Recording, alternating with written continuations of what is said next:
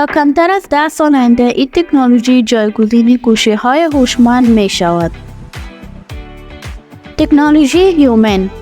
استارتاپ هیومن ای آی در جریان یکی از کنفرانس‌های تد از پروژکتور هوشمند انقلابی هیومن رونمایی کرد. یکی از مدیران هیومن ای آی در همین رابطه اعلام کرد که این گجت پوشیدنی دقیقاً همان طور که با آن ارتباط برقرار می‌کنید واکنش نشان می‌دهد. این یعنی هر چیزی که میشنوید را میشنود و هر چیزی که ببینید را خواهد دید.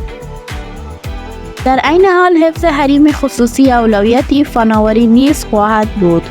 بدون وصل بودن به هیچ دستگاه فیزیکی مثل موبایل یا کامپیوتر، این گجت پوشیدنی هوشمند میتواند زبانی را به زبان دیگر ترجمه کند، تماس و عکس بگیرد و دستیار صوتی شما باشد.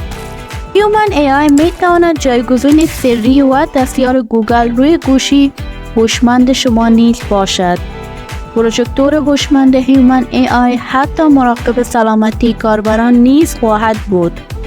نظر شما در مورد این گجت چیست؟